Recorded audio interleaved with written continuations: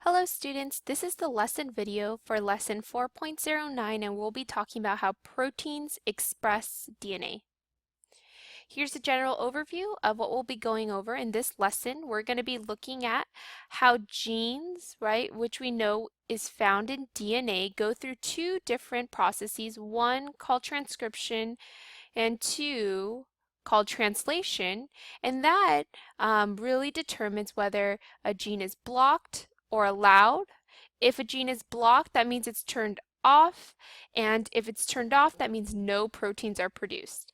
If a gene is allowed to go through transcription and translation, then the gene will be turned on and proteins will be produced. So the goals for this lesson is to explain how gene expression affects the development of cells. You'll be able to define what gene expression is and discuss its importance in cell development and in the life of an organism. And you'll be able to describe how cell specialization in multicell organisms is the result of gene expression. Okay, so let's go ahead and define what gene expression is first. So genes are expressed when DNA is transcribed into RNA and then translated into proteins. We didn't go too much into detail on this process, but you will be learning about this in a later class. And that's that we always start with DNA, right? Because it has the original instructions. And then we produce RNA, which is like a temporary copy of DNA, and we use that RNA in order to make proteins. Okay, so we go DNA to RNA, that is called transcription. And then we have RNA to proteins, which is called translation. Okay, so DNA, remember, is found in the nucleus, and this is the nucleus right in here. Okay, this smaller section of the cell, and DNA contains genes, remember, that code for very specific proteins. So genes that code for very specific proteins. So you can imagine, like right here in this section, we can see that this is a gene, okay, in the DNA. And so what happens is the DNA will open up and we'll get access to this gene. And we're able to make a copy of this DNA and we're able to make that temporary copy called RNA, which you actually see right here. So once we make that RNA, it'll then leave the nucleus and it'll come to the ribosome. And what's so significant about the ribosome is that the ribosome makes protein. So we'll use that RNA with the ribosome in order to make a protein. And remember, proteins are those workers in the cell that actually accomplish different functions for the cell. But again, it's not super important that you know all the details. You just need to know in general that we go from DNA to RNA and then we make proteins. So those DNA, the genes in the DNA, ultimately what they lead to is protein production.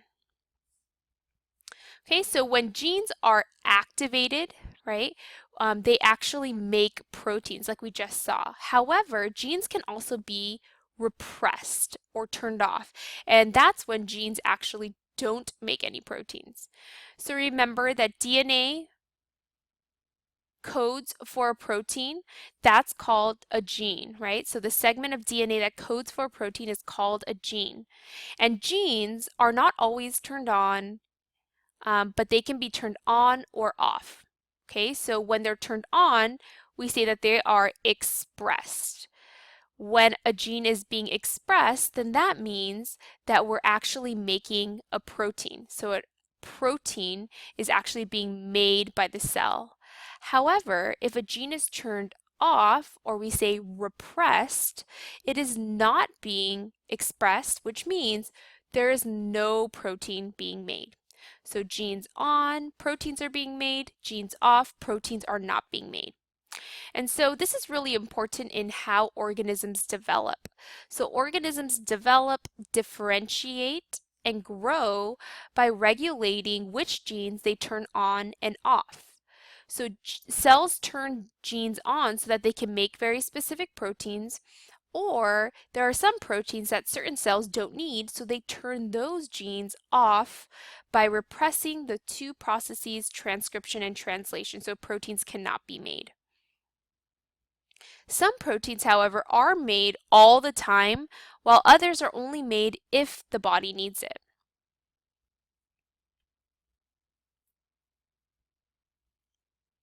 So this is one important thing that you need to know. All of an organism's cells contain identical DNA. So if you were to look at any cell in any part of your body, they all have the same DNA molecules and identical genes. All of them are the same. However, if you look at different cells, they all look different. And the reason why is because different genes are going to be active or turned on in different cells. Okay, so you've learned that as a cell divides, it makes an exact copy of its DNA and contributes one copy to each cell, which explains why all body cells contain exactly the same DNA. All of an organism's cells came from a single zygote, right? That fertilized egg and began to divide and grow. So they all originated from the same DNA that comes from the joining of sperm and egg. And after that, they just begin to divide and grow. So they all have that same DNA, the exact same genes. However, if we look at two different cells like skin cells and muscle cells, they have different functions. They have different jobs in the cell. However, they contain the same genes. So cells differentiate and specialize by controlling which genes are turned on. So there are some genes that are active in skin cells that would not be active in muscle cells. At any given time, only a portion of the cell's genes are active and producing proteins. All the other genes are turned off. So we never have every single gene in your cell active making proteins, but instead you only need the ones that are specific to the cell. Okay, so we kind of been throwing around this word differentiation, so let's go ahead and go into what exactly cell differentiation is. So cell differentiate when different genes are expressed. So the process of cell differentiation is when cells start to become different or more specialized. So different types of cell, like for example skin cells and muscle cells, they look different. They have unique appearances and they have unique functions. They have their own specific jobs. So your hair, for example, is made up of the protein keratin. Cells in your hair follicles produce this protein, while other types of cells in your body do not. Scientists would say that the gene for keratin is expressed or turned on in hair follicle cells, but the gene for keratin is not expressed in many other cells. So gene expression basically means that you have RNA that's made, so an mRNA transcript that's made from a gene's DNA, and then we use that mRNA in order to make a protein.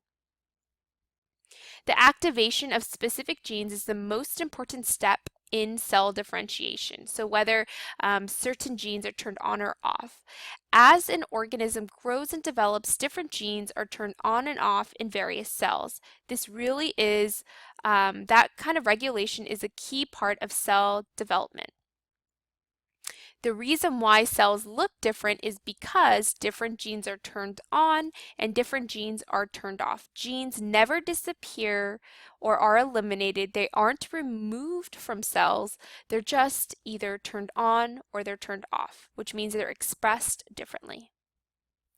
So here's just a visual on what that could look like. So we have that gene for keratin that we said was active in hair follicle cells, super important for our hair. However, you see in all the other types of cells that are present in our body, we have the gene turned off, or we say repressed. Okay, so in the hair follicle cells, it's turned on or activated,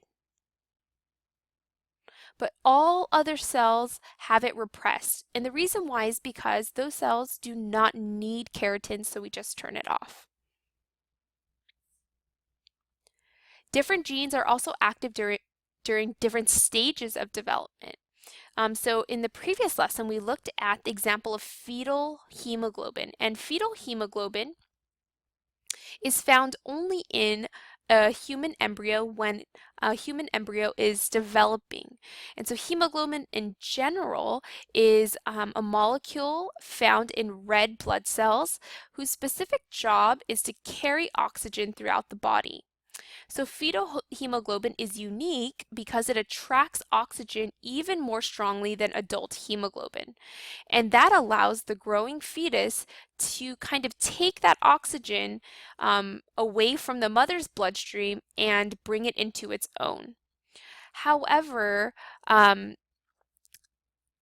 just before birth, several changes are going to take place. The liver that was once responsible for making that fetal hemoglobin stops making the fetal hemoglobin, and instead the bone marrow begins transcribing a different set of genes that produce, instead of fetal hemoglobin, it's going to start producing adult hemoglobin. So again, gene activation, you can have some active during development, and you can have things active when a baby is actually, after a baby has actually been born.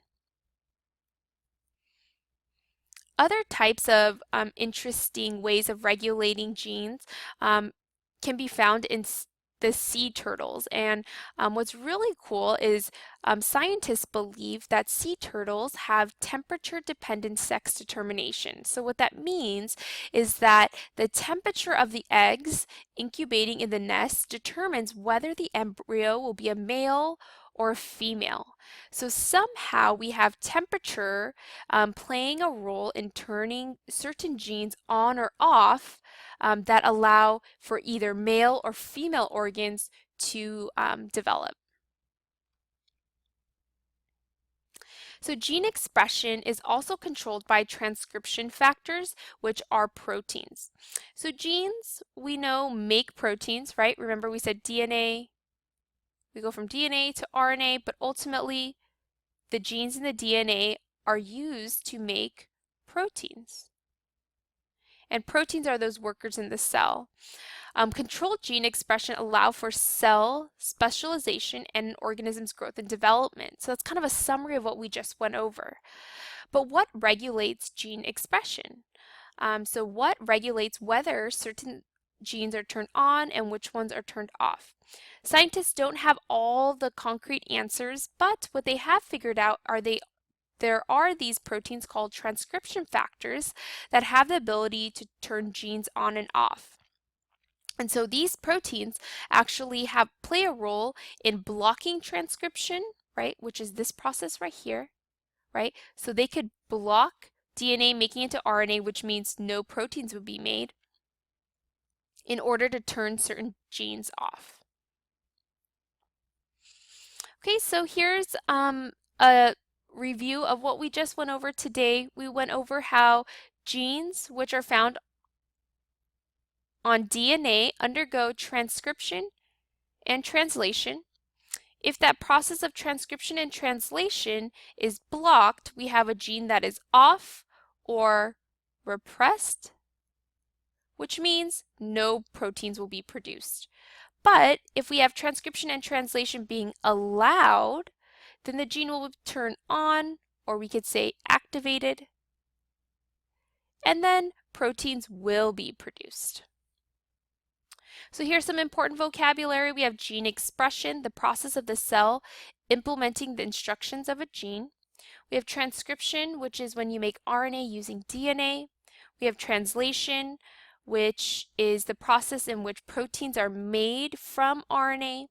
We have mRNA, which is that messenger RNA, a linear RNA molecule that contains codons, which code for amino acids to make proteins. We have DNA, which we know holds all the genetic information found in the cell. We have genes, that's a segment of DNA that directs development of some inherited traits. And lastly, we have cell differentiation, which remember is when we have cells becoming more specific and specialized for whatever job they need to perform for the body.